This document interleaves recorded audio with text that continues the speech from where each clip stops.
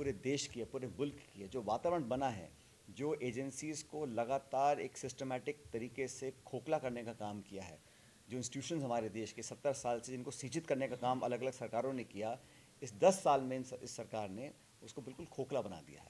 चाहे वो जुडिशरी की बात करें, चाहे वो इलेक्शन कमीशन की बात करें, चाहे वो भारत सरकार की एजेंसीज़ हैं, ईडी है, सीबीआई है, इनकम टैक्स है, उनका ऐसा आप आंकड़े देख लीजिए, 96% जो नोटिस मिले हैं, जो छापे पड़े हैं, जो पूछताछ ईडी ने की है, 96% विपक्ष के लोगों पे की है, जो पॉलिटिकल ओपोनेंट्स हैं, राजनीतिक जिनकी असहमति है केंद्र सरकार से, उनको टारगेट किया जा रहा है, ओपनली कर रहे हैं, मतलब इसमें धड़ल्ले से है, इसमें कोई संकोच किसी को नहीं है।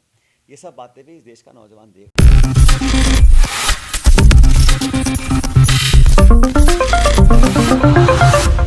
पूरे देश की है, पूरे मुल्क की है, जो वातावरण बना है, जो एजेंसीज़ को लगातार एक सिस्टमैटिक तरीके से खोखला करने का काम किया है, जो इंस्टीट्यूशंस हमारे देश के 70 साल से जिनको सिंचित करने का काम अलग अलग सरकारों ने किया, इस 10 साल में इस सरकार ने उसको बिल्कुल खोखला बना दिया है। चाहे वो जुडिशरी की बात करें, चाहे वो इलेक्शन कमीशन की बात करें, चाहे वो भारत सरकार की एजेंसीज़ हैं, ईडी है, सीबीआई है, इनकम टैक्स है, उनका ऐसा आप आंकड़े देख लीजिए, 96% जो नोटिस मिले हैं, जो छापे पड़े हैं, जो पूछताछ ईडी ने की है, 96% विपक्ष के लोगों पे की है, जो पॉलिटिकल ओपोनेंट्स हैं, राजनीतिक जिनकी असहमति है केंद्र सरकार से, उनको टारगेट किया जा रहा है, ओपनली कर रहे हैं, मतलब इसमें धड़ल्ले से है, इसमें कोई संकोच किसी को नहीं है। ये सब बातें भी इस देश का नौजवान देख रहा है। तो मैं ऐसा मानता हूँ कि आने वाले समय का जो चुनाव है, राजस्थान में हम लोग ये चुनाव हारे बड़ी हमने कोशिश की कि ये 30 साल की परंपरा टूटे। ये 5-5 साल का जो होता है सरकार कांग्रेस और बीजेपी, हमने बहुत कोशिश करी है। मुझे बड़ा खेद है कि हम सरकार बना नहीं पाए। और लेकिन ये बात भी सच है कि हमारा जो मत प्रतिशत है, जो हमारा वोट शेयर था, वो कम नहीं हुआ है। और सरकार बनने के तुरंत बाद एक बाई इलेक्शन हुआ गंगानगर ज़िले में। वहाँ पर सारी मान मर्यादाओं को, कानून को, आचार संहिता के नियम की पालना तो दूर, उनको दूर रखकर पहली बार एक चलते चुनाव में आचार संहिता लगते हुए, जहाँ पर आप एक मास्टर का ट्रांसफ़र नहीं कर सकते हैं, आप एक 100 मीटर की पाइपलाइन नहीं डाल सकते हैं, उस चुनाव में आपने भाजपा के उम्मीदवार को मंत्री की शपथ दिला दी है। मंत्री बना दिया, लेकिन एमएलए जनता बनाती है। उस चुनाव में भारी बहुमत से हमारे नौजवान उम्मीदवार रूबी कुंडर चुनाव जीत कर गए हैं।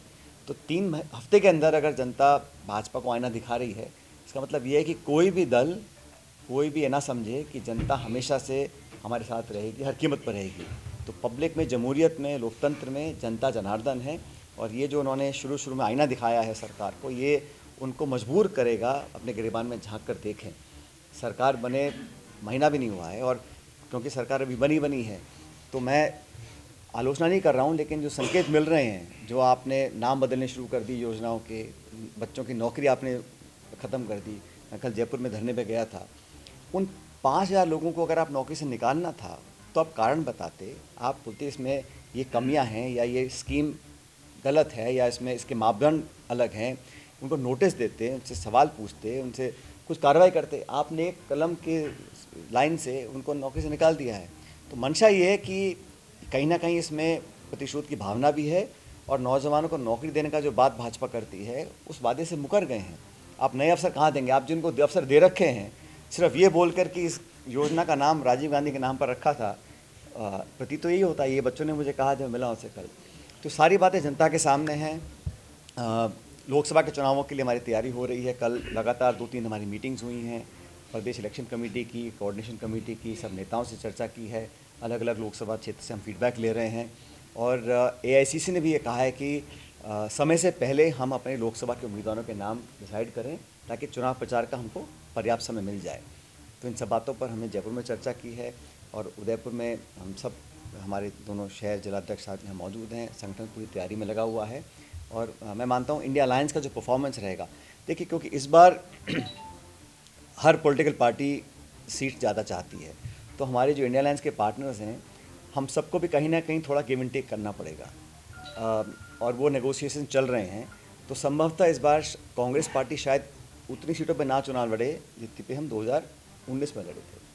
इसका मतलब ये है कि जहाँ पर द्विपक्षीय मुकाबला है, जिन स्टेट्स में सीधा कांग्रेस बीजेपी की टक्कर है, उन स्टेट्स में कांग्रेस पार्टी को और बेहतर परफॉर्म करना पड़ेगा, क्योंकि जब हम कम सीटों पर लड़ेंगे तो हम लोगों को हमारा जो स्ट्राइक रेट है उसको बढ़ाना पड़ेगा। इसलिए पूरी ताकत के साथ सभी पार्टी के नेता कार्यकर्ता एकजुट होकर लड़ रहे हैं। और इन विधानसभा चुनावों में हम नहीं जीत पाए, लेकिन हमारा वोट शेयर छत्तीसगढ़ में, राजस्थान में जितना पहले था उतना ही है, वोट कम नहीं हुआ है, हमारा समर्थन उतना ही है। मैं आशावान हूँ कि लोकसभा चुनाव में कांग्रेस पार्टी का परफॉर्मेंस बेहतर होगा इस बार। ऐसा नहीं है, पार्टी ने जहाँ जिसको जो दायित्व दिया उसको सबने पूरी तरह से निभाया। और कोई कुछ भी कहे, लेकिन हम सबका जो सामूहिक लक्ष्य था वो सरकार रिपीट कराने का था। उसमें हमारी कुछ कमियां रही होंगी, तभी तो हम लोग बहुमत नहीं पा सके। लेकिन ये बात भी आप मानेंगे कि पिछली बार हमारे रह गए थे 55-56 विधायक, फिर रह गए थे 21। इस बार हम लगभग 70 विधायक जीत कर आए हैं, तो पूरा एफर्ट किया। कुछ कमियां रही होंगी, उस पर हमने मीटिंग दिल्ली में करी है, विश्लेषण भी किया है। और मैं ऐसा मानता हूँ कि वो हमारा इंटरनल डिस्कशन है, लेकिन इतना मैं जरूर नहीं, मैं सोच रहा हूँ अब जब परिणाम आ गए हैं तो मुझे लगता है कि अगर हम, जैसे हमने कई नए लोगों को मौका दिया इस बार, और लगभग नए और ऊर्जावान लोगों को जनता ने स्वीकार भी किया है। अनुभव की एक अलग अहमियत है जिसको हम नकार नहीं सकते, लेकिन नौजवानों को जितना ज़्यादा कांग्रेस पार्टी प्रोत्साहित करती है, आगे लेकर आती है, उतना अच्छा संकेत जाता है, वर्कर्स में जाता है, मतदाताओं में जाता है।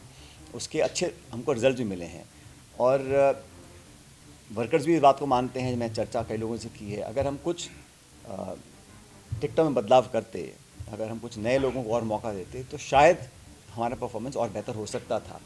ये सब अतीत की बातें हैं, लेकिन भविष्य के लिए हम लोगों को इस एक्सपीरियंस से सबक लेना चाहिए कि कहाँ हमारी कमी रह